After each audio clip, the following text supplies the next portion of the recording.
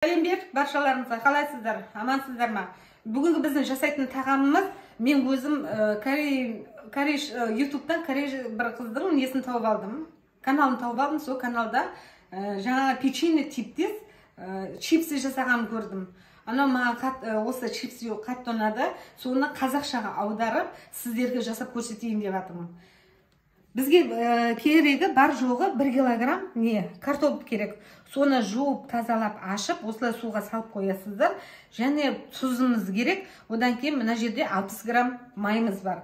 Өйткені ол жерде жазылған 500 граммға 30 грамм деп. А мен көбірек пісіріп жегім келіп тұр. Сондықтан 1 килограмм картопқа 60 грамм сары майын дайындап қойдым. И жаңа осы 1 шай қасық тұзымыз. Қазір осыны саламын, осылай. Сөйтем да, неге газге қойып қоямын. Піскенше күте тұрыңыздар. Міне картошкамызды пісіріп, сүріп алдым. Енді қазір дәмін көрем. Егер тұзы кем болса, тұзын салатын боламын.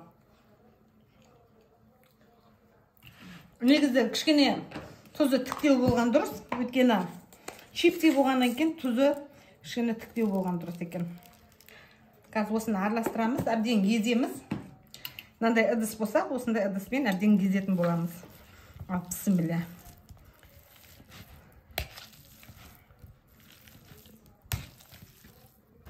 Мына ездім. Енді қазір тағы да езетін боламыз бұны. Чипсыға ситадан өткізу керек. Сонда чипсы күшті шығатын болады.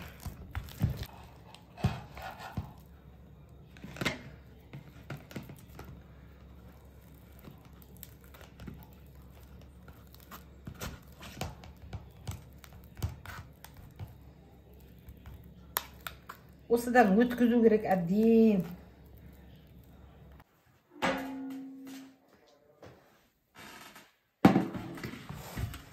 Міне жаңа көрдіңіздер ғой, ситаны бірінші әуелі езіп аламын, одан кейін барып ситадан өткіздік. Енді қазір мына сары майды қосатын боламыз.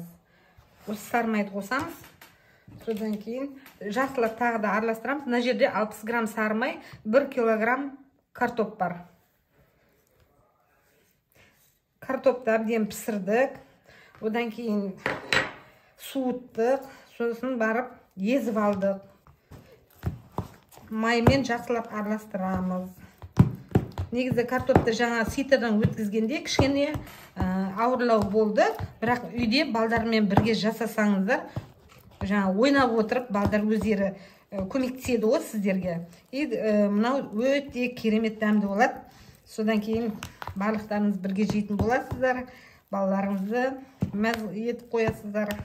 Және шыны тазада, ешқандай қоспа жоқ, тек картоп, сары май және тұз. Осы үшеуін қосып, жаңа жерден. Одан кейін барып, қазір мына формамызға құямыз да, әдемі қылып, жаңа печенье сияқты қылып, формада духовкада пісіретін боламыз. Міне сары майымыз арасында езіліп әдем болды.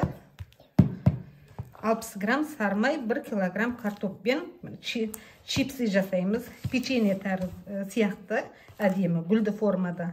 Енді қазір мынаған салатын боламыз. Осыған саламыз. Бісміллә.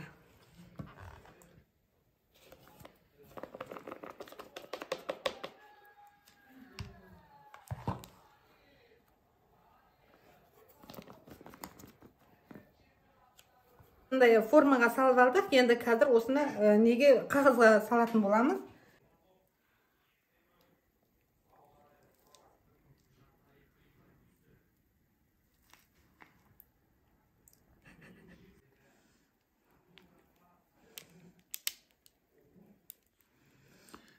Міне осылай жасап қойдық. Енді қазір осыны дайындап болдым. Енді духовкаға саламыз қазір. Міне духовкаға салып жатырмын.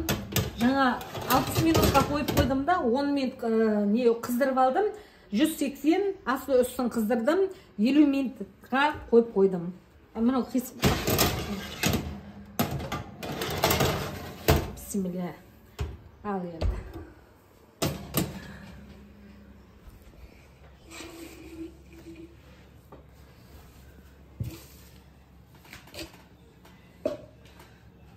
Chipsimiz dayın. Kartlarga salamiz.